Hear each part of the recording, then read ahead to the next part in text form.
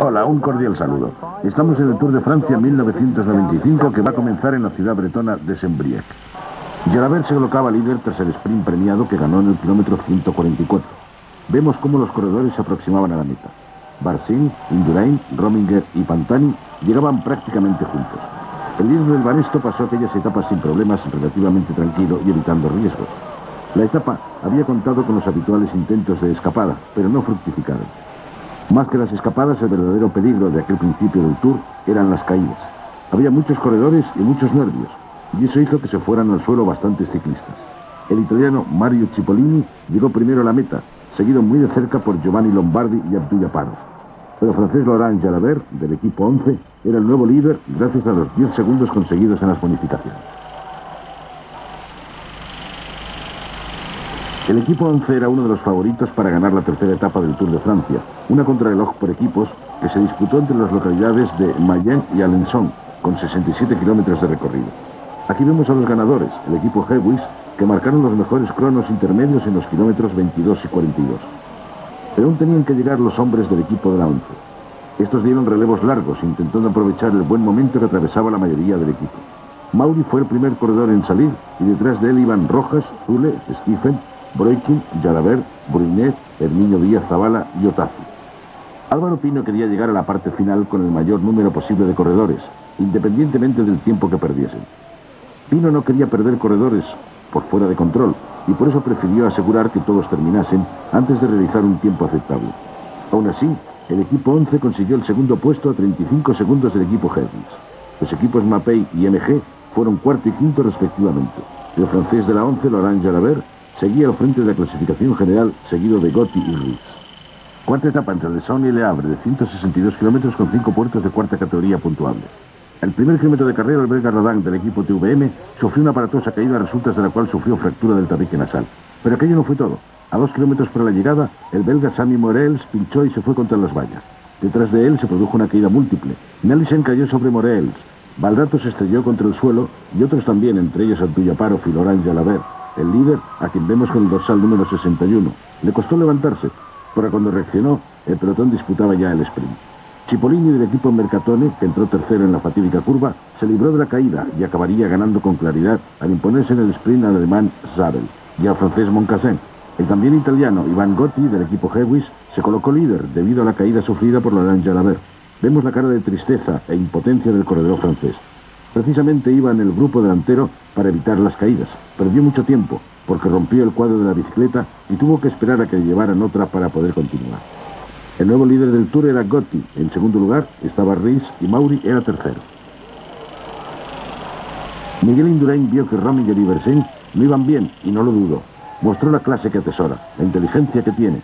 Indurain solo perseguía una cosa: salir bien situado al día siguiente, que se disputaría la contrarreloj individual. Si seguía ese ritmo, al día siguiente tendría una gran ventaja psicológica y de segundos. Vemos a los dos corredores, Miguel Indurain y Brunel, recorriendo los últimos metros. El espectáculo Indurain había comenzado, adelantando la contrarreloj un día. Apareció de nuevo el triunfador, el único hombre que podía ganar 5 veces consecutivas el Tour de Francia.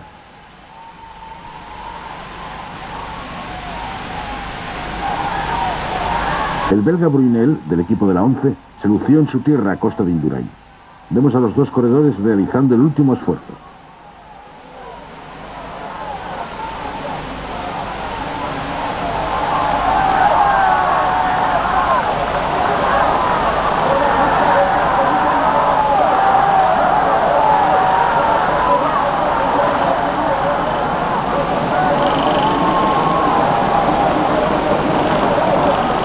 En el último momento, Brunel adelantó al corredor del Banesto, adjudicándose la victoria de la etapa y pasando al primer puesto de la general.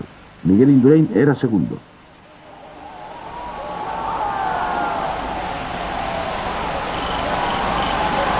Vemos la repetición de la llegada a cámara lenta. El esfuerzo de los corredores quedaba reflejado en sus rostros. La octava etapa fue una contrarreloj individual de 54 kilómetros entre las localidades belgas de Huy y Seran. Bajo una ola de calor asfixiante, en condiciones muy parecidas a las de Bergerac del año anterior, Miguel Indurain conseguiría su 9º triunfo contrarreloj en el Tour. Logró la 5ª media más alta de la historia del Tour. De las 4 anteriores, 2 eran también de él. Vemos a Rhys, del equipo Hewish, con el dorsal número 18. A su paso por el tercer punto de control, iba primero por delante de Rominger y Bersen, aunque Miguel Indurain aún no había llegado a dicho punto. Estamos viendo a Laurent Jalabert, con el dorsal 61. Hizo un gran esfuerzo, como reconocería posteriormente. Llegó muerto a la meta. Era la primera vez que realizaba una contrarreloj tan larga. Vemos a Rhys de nuevo. Fue quinto en el Tour del 93, ganó una etapa en Sason-Dimer, fue sexto en la crono de Bergerac del año anterior y ganador de otra etapa del Giro en Agrigento, Sicilia. Profesional desde 1986, el corredor de piel blanca parecía estimularse con el calor sofocante que padecieron los corredores. Corrió con Cyril Grimard para terminar luego en el Arillostea y finalmente en el Hewish, donde llevaba 2 años. Vemos la llegada de Tony Rominger. El corredor del equipo Mapei estuvo excelente. Fue su mejor actuación en una primera contrarreloj del Tour. Inició la etapa con un ritmo moderado, que fue mejorando a medida que iban transcurriendo los kilómetros. Vemos de nuevo a Rhys con un ritmo trepidante que está a punto de doblar a Melchor Mauri, del equipo 11. El corredor catalán, que hizo una sensacional carrera, sería el segundo corredor español en llegar a la meta. Fue quinto. Mauri había declarado que se sentiría satisfecho si llegaba entre los 5 primeros, y lo consiguió.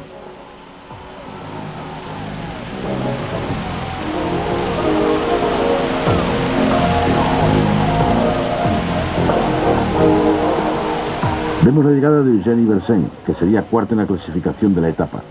Aunque estaba contento con su resultado, confesó haberlo pasado muy mal durante la primera parte de la etapa, ya que el casco le había molestado mucho.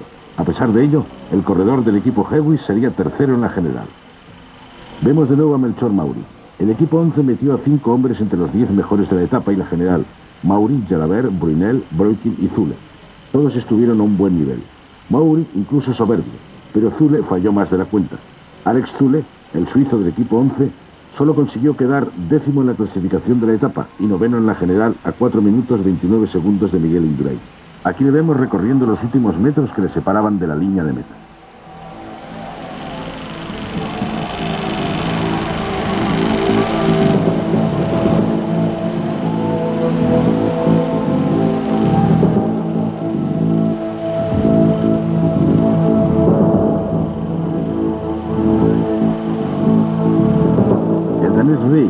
Del equipo Hewish fue la gran sorpresa de la jornada.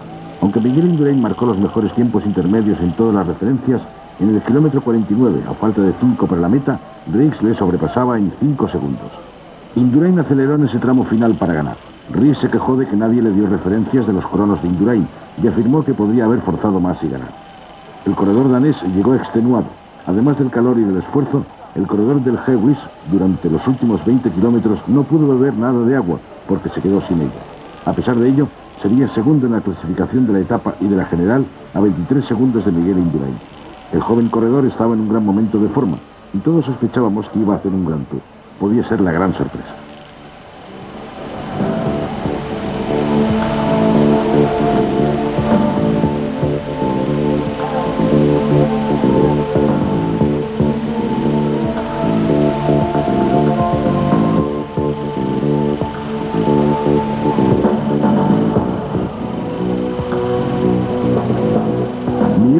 Sabía que aquella etapa era muy importante, porque aún quedaban las etapas de montaña y quería llegar a ellas con una diferencia considerable respecto a los escaladores para afrontarles con mayor tranquilidad. Vemos a Rhys recuperando fuerzas. Miguel Indurain tardó 1 hora, 4 minutos y 16 segundos en recorrer aquella distancia. Así consiguió enfundarse de nuevo el maillot amarillo del Lido. El español consiguió su 11º triunfo de etapa en el Tour al correr a una media de 50 km/h.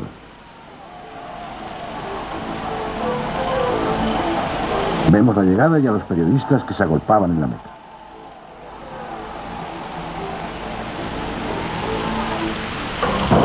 La 10ª etapa del Tour y segunda en los Alpes se desarrolló entre La Plagne y l'Albier, recorriendo una distancia de 162 kilómetros.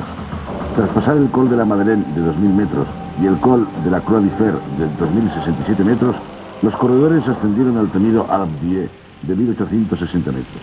Sus 21 curvas y el sentido especial que la tradición le ha otorgado, quien llega como líder y gana una contrarreloj es el vencedor final, hicieron de aquella jornada algo especial. En estos momentos vemos al equipo Banesto arropando a su líder en la ascensión al Col de la Croix de Foix. Banesto demostró mucha más entereza que el día anterior. Llegado el momento oportuno, dejarían a Indurain. Miranda, Aparicio y Rouet le mantendrían siempre por delante, atemorizando a los rivales de Indurain. Solo el equipo 11 presentó batalla en una etapa que hasta la Madeleine dominó el grupo Banesto sin problemas. En el ascenso a la Croix de Fer se empezó a formar una escapada que acabaría llegando, con distintos integrantes, hasta el comienzo de Alpe d'Huez. El equipo Banesto no se inmutó, ni siquiera cuando Escartín se metió delante. David se descolgó, Uriarte siguió trabajando, y las diferencias de los escapados no superaron en ningún momento el minuto 45. Un tiempo cómodo que permitía seguir maniobrando con tranquilidad. Indurain dirigía las maniobras, Aparicio controlaba a Mejía, y González Arrieta intentaba que la diferencia no creciese.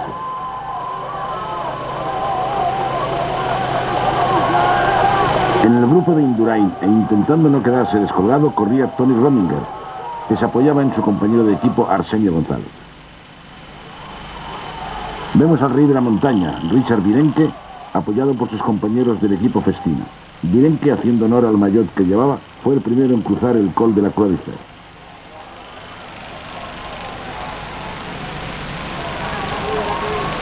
Tras el paso por ese puerto, se escaparían 13 corredores, entre los que iban Virenque, Jalabert y Aparicio. Posteriormente se les uniría a Escartín. Vemos al resto del pelotón llegar a la cima del col de Croix de Fer. Durante el descenso, el equipo Carrera trabajó para Pantani, y este consiguió avanzar superando incluso al grupo de escapados. El minuto 30 segundos que estos habían conseguido fue alcanzado en los primeros tramos que conducían al Alpe d'Huez. Marco Pantani afrontaría en solitario la mítica ascensión, en la que finalizaba la etapa. En la subida de las 21 curvas, Indurain hizo lo propio y se llevó a su rueda a Alex Zülle y a Ries.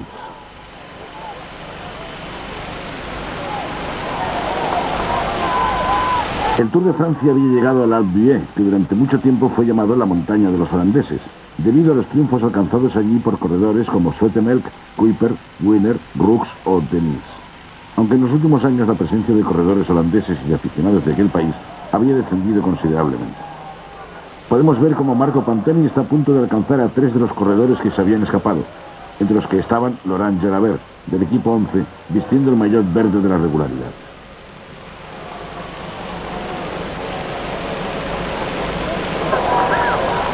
El equipo Banesto seguía trabajando duramente para Miguel Indurain, quien todavía seguía apoyándose en sus compañeros de equipo.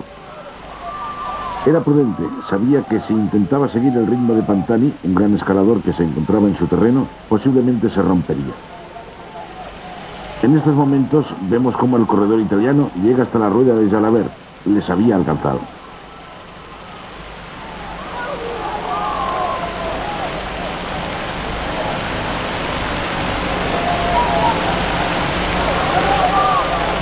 Richard Virenque, líder de la montaña, vio como Pantani les adelantaba sin grandes esfuerzos y se colocó tras la rueda de este para aprovechar su impulso en la ascensión.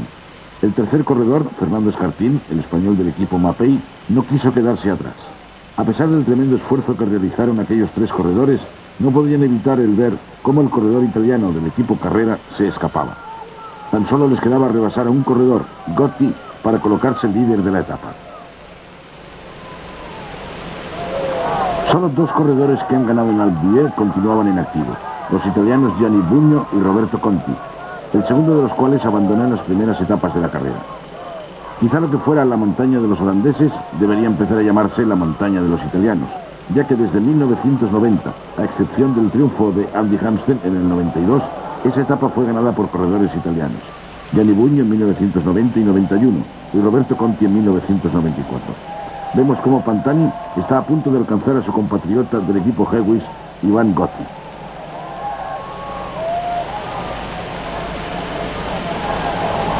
Vemos una de las famosas 21 curvas del Alpe d'Huez, cuyos ángulos no tienen parangón. Los 13,5 kilómetros de subida presentan una pendiente máxima del 12% y una media del 8,4%. Pero al ver la escalada de Pantani, cualquiera lo dudaría.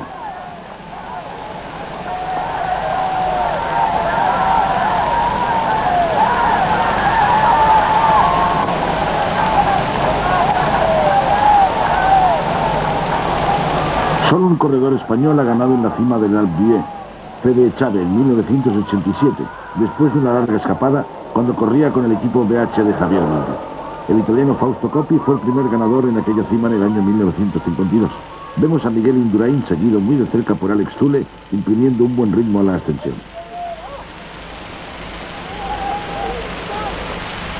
Vemos al joven Ries del equipo Hewish imprimir un buen ritmo en la escalada.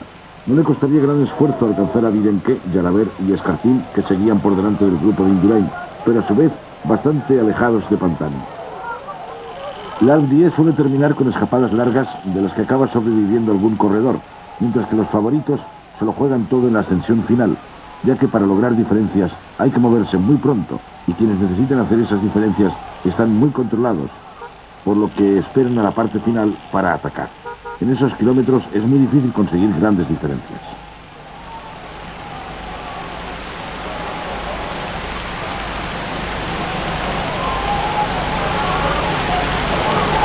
Miguel Indurain tuvo que reaccionar al ver que se quedaba descolgado del grupo perseguidor en el que había corredores de gran categoría, como Ries, Virenque o Jalabert. Aceleró el ritmo como si estuviera rodando sobre un terreno llano. No podía dejarles escapar. Alex Zülle, sin pensárselo, siguió a rueda del corredor del Banesto. En las dos primeras victorias de Indurain en el Tour, en 1991 y 1992, el navarro salió de amarillo de su cima y acabó ganando en París. En 1994 también se cumplió con esa tradición, que dice que quien sale de amarillo del Alpe d'Huez termina ganando el Tour, aunque no siempre ha sido así. La tradición mencionada tiene una coletilla: quien sale de amarillo del Alpe d'Huez gana en París, siempre y cuando se imponga en una contrarreloj. Perico Delgado salió de amarillo en 1987, pero el Tour lo ganó Roche. Delgado no ganó ninguna contrarreloj. Pantani se encontraba en cabeza de carrera a 1 minuto 10 segundos de sus perseguidores: Ries, Virenque y Jalabert, Escartín y Laurent Madovas, del equipo Castorama, que se había unido al grupo al mismo tiempo que Ries. Miguel Indurain y Alex Zülle se encontraban a 20 segundos de este grupo y 1 minuto y medio del líder de la etapa.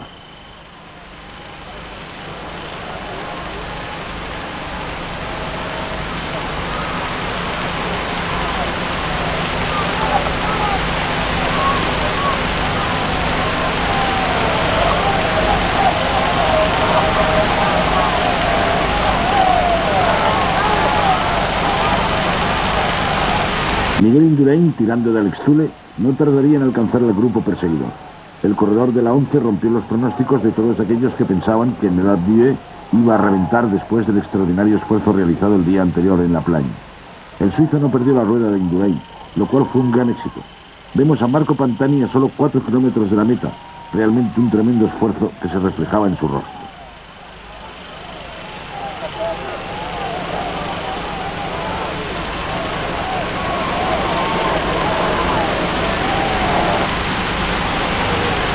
Miguel Indurain era un viejo conocido del Alpe d'Huez. El año anterior terminó en 12ª posición, a 7 minutos 56 segundos de Roberto Conti, el ganador de la etapa. Los escaladores no podían ser peligrosos como Marco Pantani, que un año después lideraba la etapa. Le sacaron 1 minuto 15 segundos. Virenque y Luc Leblanc llegaron con él. Si nos remontamos a 1993, Indurain todavía lo hizo mejor. Terminó sexto a 3 minutos 15 segundos de Andy Hampsten. Pero con él acabaron Chiappucci, Unzaga y Virenque. Los escaladores que tenían que estar controlados no representaron ningún peligro, pero parecía que en 1995 las cosas le iban a salir aún mejor.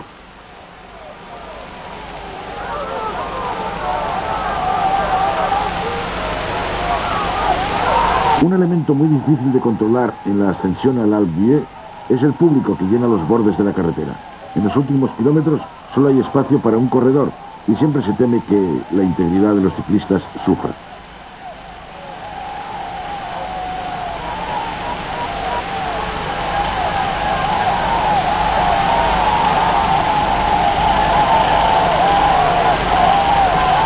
Si Miguel Indurain seguía siendo la estrella del Tour, hubo un grupo de corredores, un equipo que brilló con luz propia, el equipo 11. En la prensa escrita del momento fue calificado como la mejor formación del mundo. La temporada que llevaban estaba siendo magnífica. A pesar de no tener un posible ganador del Tour, estaban destacando por méritos propios. Hasta el momento, la 11 tenía a Zülle, que era segundo en la general y segundo en la montaña, y realizando en aquellos momentos una gran etapa. Eran primeros en la clasificación por equipos. Jalabert vestía el maillot verde y Mariano Rojas era segundo en la clasificación de jóvenes. El grupo había quedado segundo en la contrarreloj por equipos, y Zule y Brunel llevaban ganadas 2 etapas. Jalabert y Brunel portaron el maillot de líder.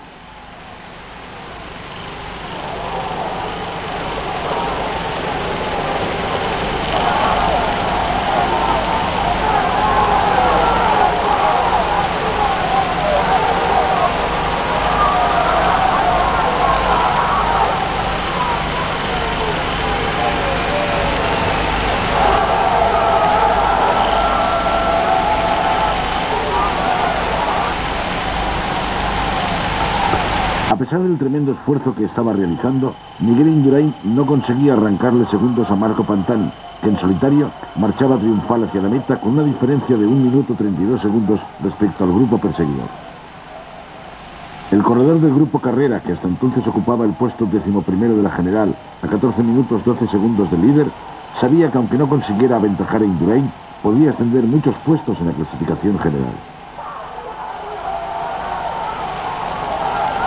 Miguel Indurain continuaba luchando, seguido por Alex Zule, no ya para alcanzar a Pantani, sino para alejarse cada vez más de sus posibles rivales.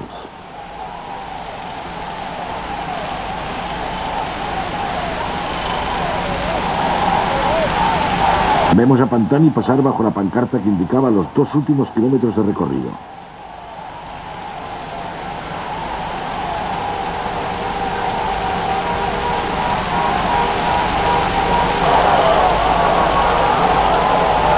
Miguel Indurain, Alex Zule y Ries, los 3 mejores corredores del Tour hasta el momento, luchaban contra las pendientes de la famosa montaña alpina.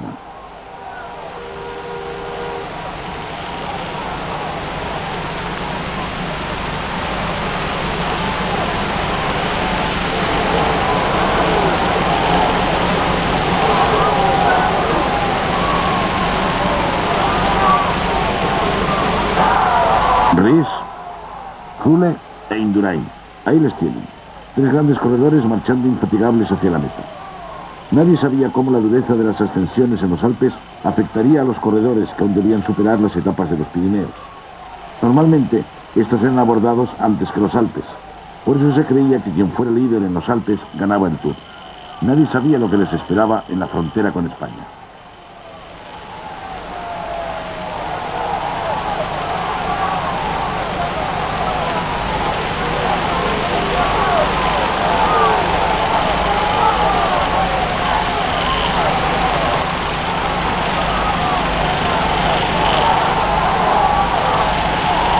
La muchedumbre que se agolpaba en los lados de la carretera era realmente un peligro para los corredores.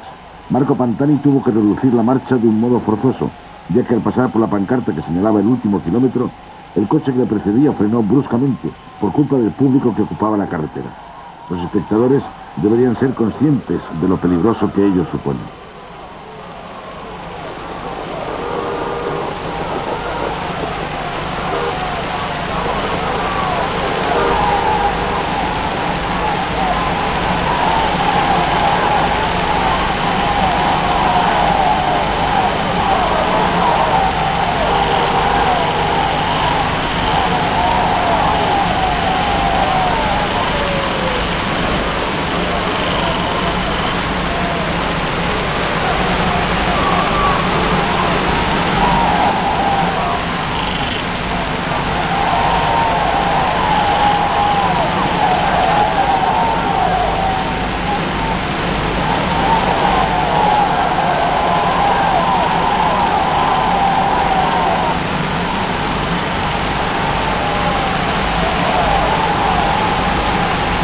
Marco Pantani estaba a punto de cruzar la meta en solitario. L'Alpe d'Huez, que indiscutiblemente debería llamarse la montaña de los italianos, vería cómo el corredor del Carrera llegaría victorioso a la meta, gracias a que rectificó la ruta, ya que por cuestiones de marcación estuvo a punto de salirse del recorrido.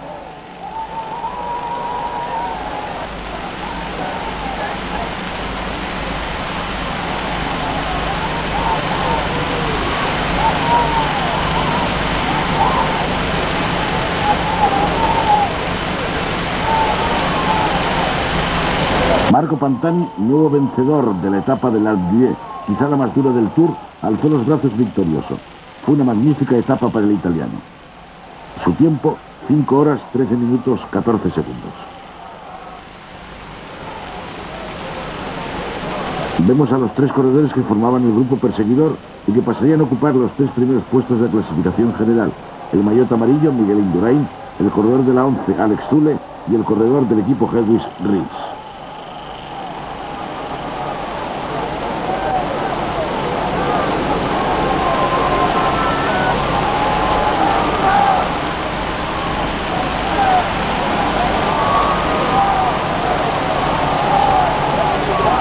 Los 3 corredores entraron al mismo tiempo, a 1 minuto 24 segundos de Pantani, lo que quería decir que solo pudieron sacarle 6 segundos al corredor del Carrera, el ganador de la etapa. En la clasificación de la etapa vemos a Pantani seguido de Indurain, Zülle, Ries, Laurent Madonnas del equipo Mapei y Fernando Escartín. La clasificación general estaba encabezada por Indurain, seguido de Zülle y Ries. Tony Rominger sería cuarto, Iván Cotti quinto y Laurent Jalabert sexto, 9 minutos con 16 segundos de líder. Tras una jornada de descanso se inició la 15ª etapa del Tour de Francia entre Saint-Giron y Cotterêts, de 206 kilómetros. La segunda etapa pirenaica se componía de 6 puertos puntuables, entre los que se encontraba el temido Tourmalet, de 2.114 metros de altura. Pero aquella etapa, desgraciadamente, pasó a la historia por un trágico accidente que vistió de luto la carrera francesa.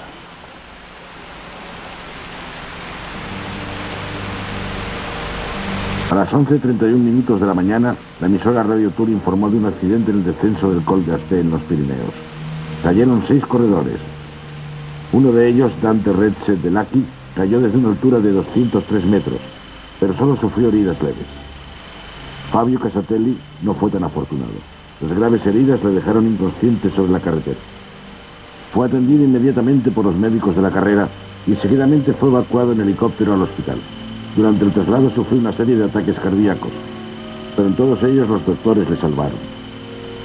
Tras la llegada al hospital, los médicos lucharon por salvar su vida. A las 3 de la tarde, la organización de la carrera anunció el fallecimiento del campeón olímpico que dejaba esposa y un hijo pequeño.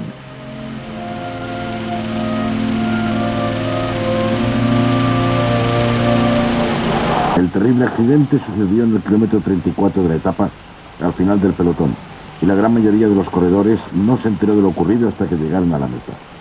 El deslucido protagonista de aquel día fue el corredor francés del equipo Festina, Richard Virenque. Este había protagonizado una escapada, subiendo el Périsur. Con él se escaparon Escartín, Buenahora, Chiappucci, Mauri, Dufaux, Hamburger y Aparicio, pero Virenque consiguió dejarlos atrás. Mientras, Indurain tenía el control del grupo principal, lo que le proporcionaba una relativa tranquilidad. El Tour se terminaría para Mariano Rojas, del equipo 11, que cayó en la bajada del Tourmalet. Se rompió la clavícula. La idea del corredor y de su equipo de llegar a París se terminó en ese descenso. Richard Virenque, portador del maillot de lunares, conseguiría su segundo triunfo en el Tour de Francia de 1995 y se confirmaría como rey de la montaña. Aunque la diferencia que mantuvo con sus perseguidores nunca superó el minuto 40. El francés voló en los Pirineos igual que el año anterior lo hiciera camino de Luz Ardidán. A pesar de ello, llevaba muchos minutos perdidos en la general y la verdad es que no preocupaba a nadie.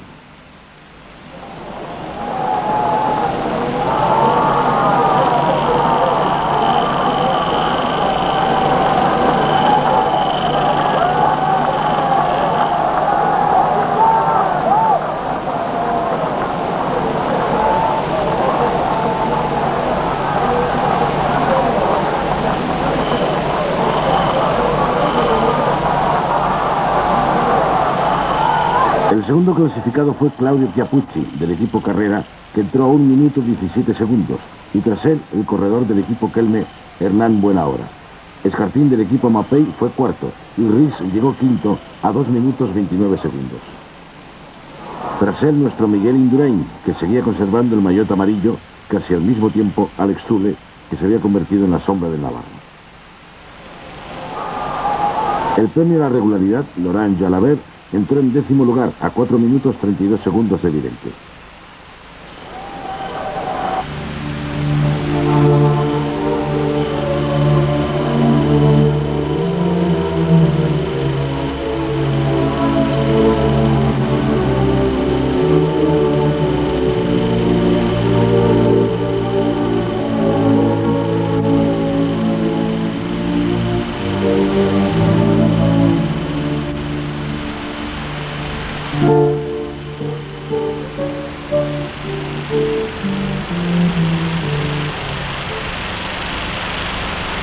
Pero aquellos minutos de silencio no lo fueron todo. La 16ª etapa del Tour, que se desarrolló entre Tarbes y Pau, con un recorrido de 237 kilómetros, se convirtió en un homenaje póstumo al corredor fallecido. Fueron los propios ciclistas quienes decidieron rodar conjuntamente, dejando que los compañeros de Casartelli, los componentes del equipo Motorola, fueran ganando los premios de montaña, los pasos bonificados, todos los premios que había en juego en la etapa. Andrea Perón, compañero de habitación de Casartelli y también su mejor amigo, fue quien tuvo la desagradable misión de llamar a la esposa del ciclista desaparecido para preguntarle qué es lo que quería que hiciera el equipo. La respuesta fue que siguieran en carrera los corredores que quedaban en el Tour. Perón había formado parte del equipo olímpico italiano de Barcelona 92 y había sido medalla de plata en los 100 kilómetros contrarreloj. Tenía 24 años y cumplía su tercera temporada como profesional, igual que la cumplió Casartelli. Sus compañeros le dedicaron el único homenaje que podían darle, la victoria de etapa por medio de su compañero de habitación, Andrea Perón. Algunos de los corredores presentes en la prueba, amigos de Casartelli, acusaron el golpe. A 2 kilómetros de la meta, el pelotón dejó que los compañeros del fallecido se fueran. Ahí los tenemos: Lance Armstrong, Stephen Schwartz, Andrea Perón, Álvaro Mejía, Steve Bauer y Frankie Andreu.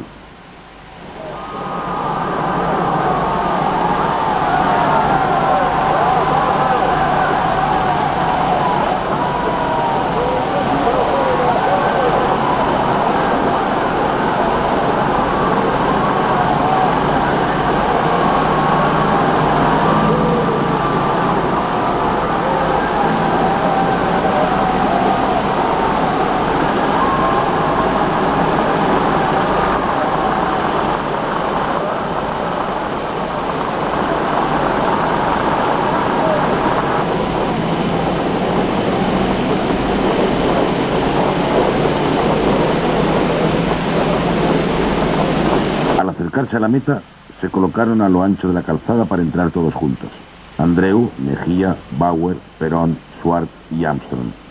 Tan solo Perón se adelantó a sus compañeros con el fin de conseguir la victoria para Fabio Casartelli. El pelotón, respetuosamente, se mantenía a unos metros de distancia. Fue una llegada muy emotiva.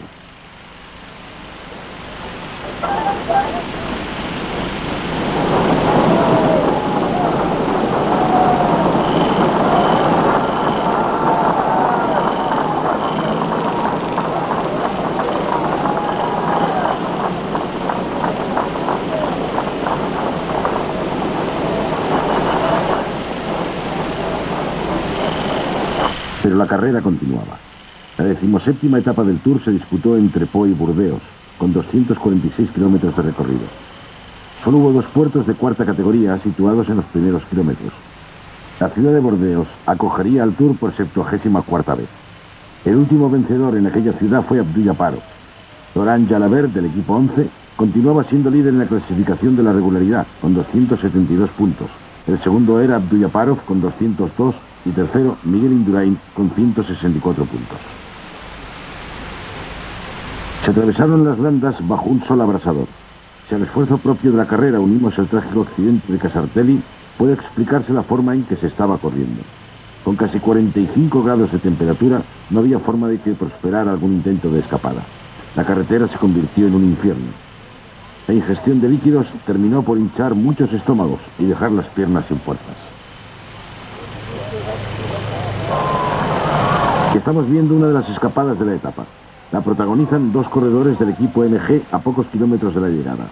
El intento del Rolf Jaerman y Flavio Vansella no fructificó, pero la escapada más significativa de aquel día fue la que realizó el corredor francés Thierry Marie, con el consentimiento del grupo Banesto. Al moverse Thierry Marie, se despertaron todos los equipos con sprinters: Abdul-Jabbarov del Nobel, Lombardi del equipo Polti y Sabel del equipo Telecom, que se repartieron los kilómetros finales, aunque a 12 kilómetros de la meta terminó su aventura. Hubo más intentos, como el de Maassen del equipo Nobel, el ya citado de Jaerman y Vansella, quedando en los kilómetros finales, a falta de 3 para la meta, el de Mauri Yekimov. Todos ellos resultaron estériles.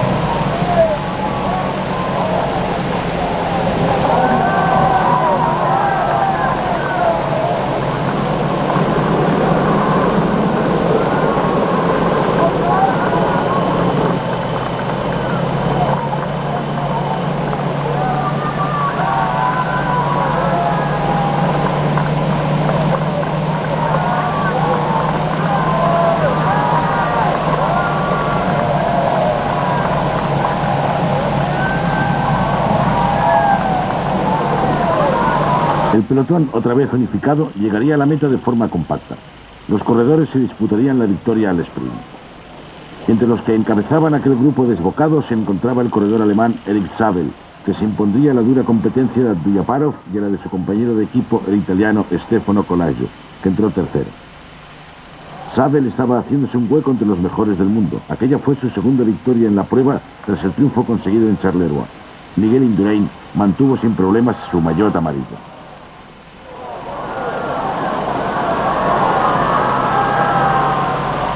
La 18ª etapa salió de Montpont-Monesterol y finalizó en Limoges, después de 166 kilómetros y medio de recorrido. Los 117 corredores tuvieron que afrontar 3 puertos de montaña puntuables de cuarta categoría: Saint-Sulpice-de-Mareil, Durnassac y Villeneuve. A pocos kilómetros de la salida ya se produjeron las primeras escapadas. Indurain tuvo que saltar por Jalabert primero y por Ries después, para evitar sobresaltos. Sus compañeros de equipo también se colocaron a controlar saltos desde el lanzado por Stephens del equipo 11 en el kilómetro 16. Aquella etapa parecía tener peligro. Tras una fallida escapada de Buño, Colas, Chiandri, Ferrigato, Bernard y Manzoni, se produciría otra que sí fructificaría. El segundo grupo en intentarlo estaba compuesto por Ferrigato del equipo ZG, Schiandri y German del MG, Lely del Mercatone, Tafi del Mapei, Ekimov del Nobel, Armstrong del Motorola, Dufoy Robin del Festina, Brunel del 11, Chengialta del Hewis y Lembacher del TVM. La escapada prosperaría sin problemas hasta tener 5 minutos de ventaja sobre el pelotón. Pero vean en el margen izquierdo un corredor que a su vez salta de ese grupo. Se trataba de Lance Armstrong del equipo Motorola. Salió con mucha fuerza, como ya lo hiciese en Verdun en el Tour de 1993, donde ganó su primera etapa de la competición francesa, aunque en aquella ocasión se impuso a un pequeño grupo de corredores. El resto de los escapados no pudo seguirle, y el norteamericano del equipo Motorola siguió en solitario hasta llegar a la meta.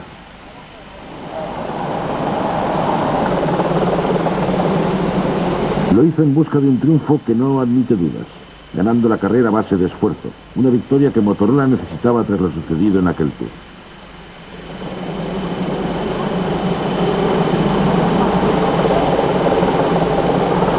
Veamos repetido el espectacular salto, el maravilloso arranque de Lance Armstrong.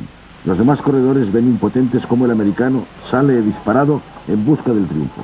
Según declaró al finalizar la etapa, Armstrong era consciente de que si llegaba a la línea de meta con el grupo, no podría ganar al sprint, por ello atacó.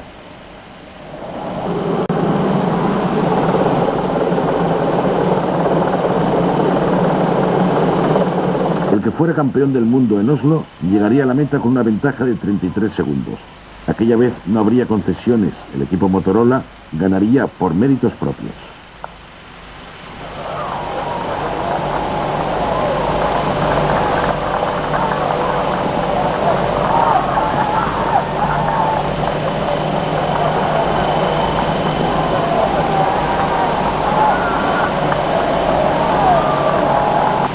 El ataque de Armstrong acabó con ese grupo de escapados roto, con corredores buscando llegar en las primeras posiciones, pero ya era tarde. Esos corredores acabaron más pendientes de los movimientos de los hombres que tenían al lado que de intentar irse hacia adelante con fuerza.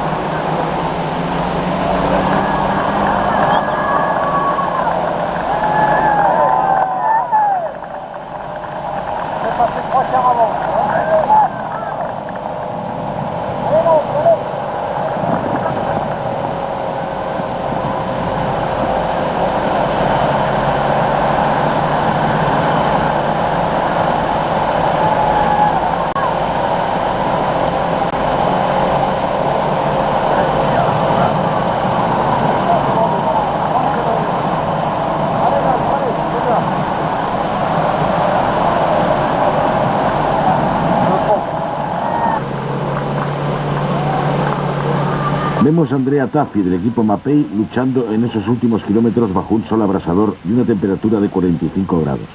Muy cerca seguían Martin Den Bakker del equipo TVM.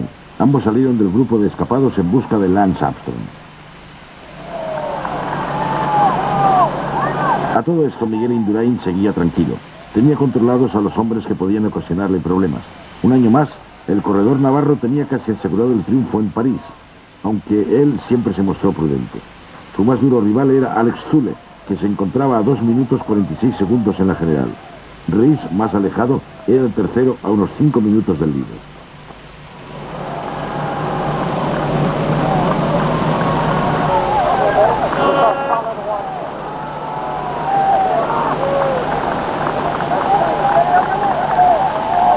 Limoges había sido en 10 ocasiones final de etapa del Tour de Francia. En 1988, el Tour que ganó Perico Delgado. Fue el italiano Gianni Bugno el que se impuso en Limoges. En 1990, otro italiano, Guido Bontempi, vencía en aquellas calles.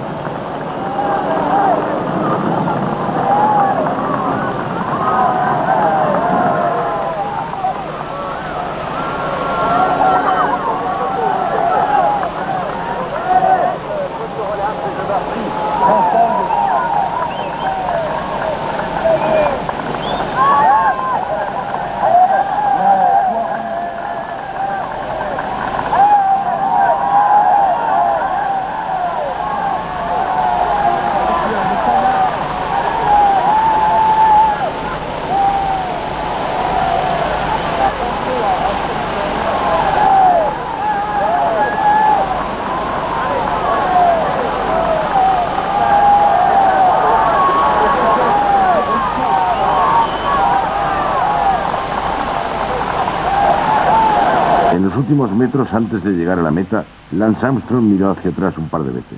Cuando estuvo seguro de que nadie le privaría del triunfo, elevó un brazo hacia el cielo con el dedo índice hacia arriba. Le estaba dedicando su victoria a su compañero muerto.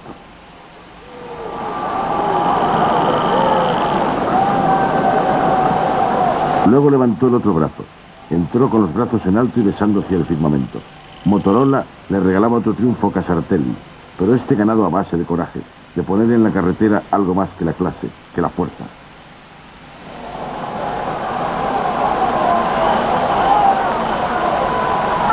La penúltima etapa del Tour de Francia 1995 fue una contrarreloj individual de 46 kilómetros y medio, que tuvo por escenario el lago de Bassivière, concretamente la localidad de Ophelay. Los 20 últimos corredores tomaron la salida cada 3 minutos y el resto cada 2. Miguel Indurain, líder de la carrera, saldría el último. El trazado de la carretera era bastante llano. Vemos los últimos metros del corredor suizo Tony Rominger, quien empezó tranquilo para ir cada vez a más. El corredor del equipo Mapei realizó un tiempo de 58 minutos y 39 segundos, lo que al finalizar la jornada le supondría un tercer puesto en la clasificación de la etapa y ascender al 8º lugar de la general.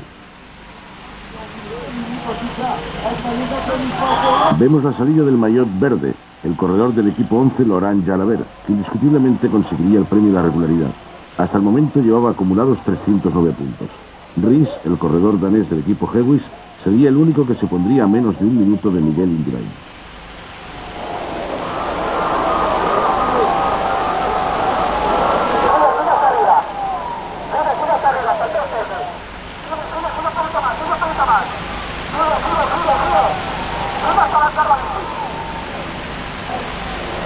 Alex Zülle, el corredor suizo de la 11 y segundo clasificado en la general, a su paso por el segundo punto de control situado en el kilómetro 22, haría 46 segundos más que Miguel Indurain.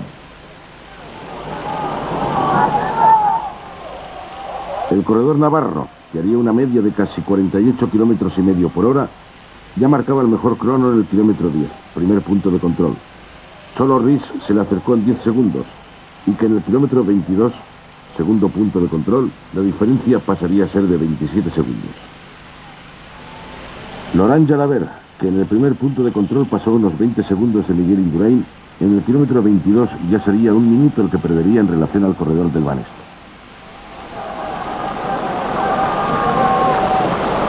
Su marca sería de 59 minutos 32 segundos. Con ello consiguió el 7º puesto de la clasificación de la etapa y ocuparía el 4º puesto en la general.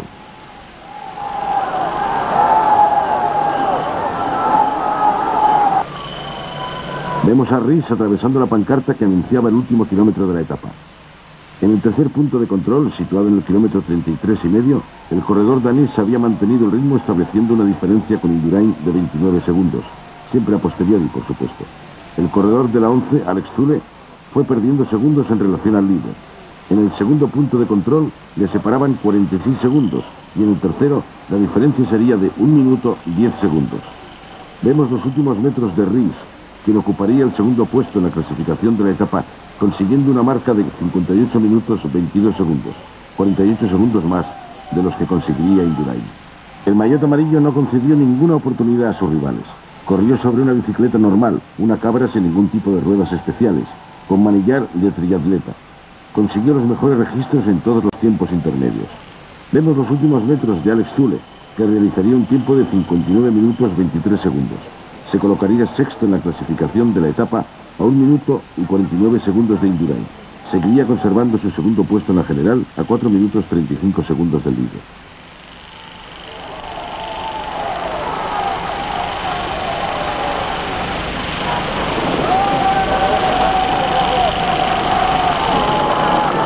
Miguel Indurain ganó la 19ª etapa del Tour de Francia de 1995 y con ello consolidó su primer puesto en la general. Después de 57 minutos 34 segundos, el navarro confirmaba lo que todo el mundo ya sabía. Era de nuevo el campeón del Tour de Francia.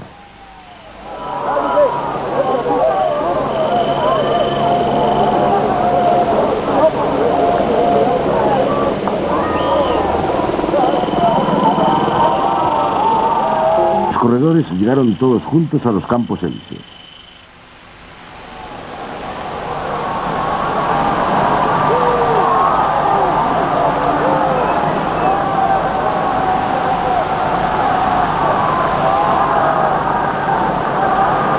Muy pronto se produjo una escapada que protagonizaron Vansella del equipo MG, Oschakov del Polti, Kasputis del Chasal, Serpellini del Lampre, Mejía del Motorola y Brochard del Festina, pero este último se quedaría.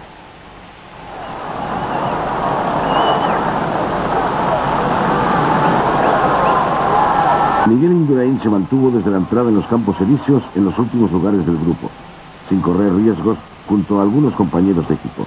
Incluso tuvo tiempo de dialogar con Zülle.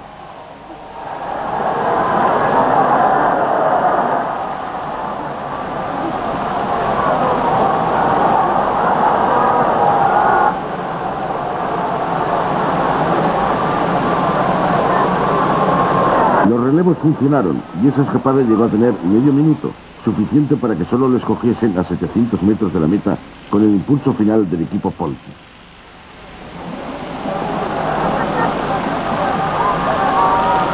Abduljaparov conseguiría su primer triunfo en aquel Tour en la última etapa, al imponerse en el sprint final a Fagnini del equipo Mercatone.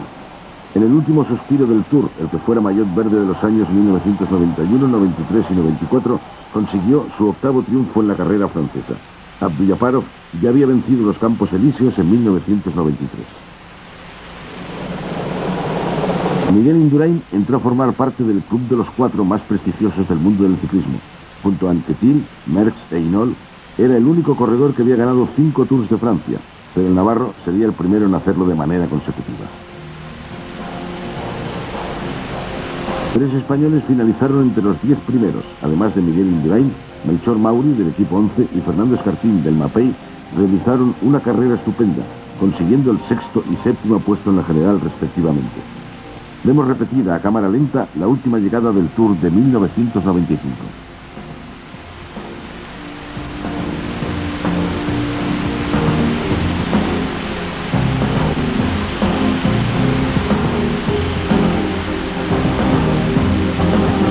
La clasificación de la etapa quedó de la siguiente forma.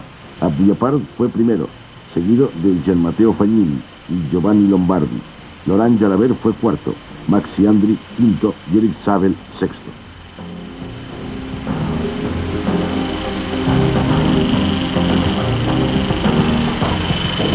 En la clasificación general y definitiva, Miguel Indurain volvía a ser el campeón. Alex Zülle fue segundo y Rhys tercero. Laurent Jalabert tendría que conformarse con el cuarto puesto.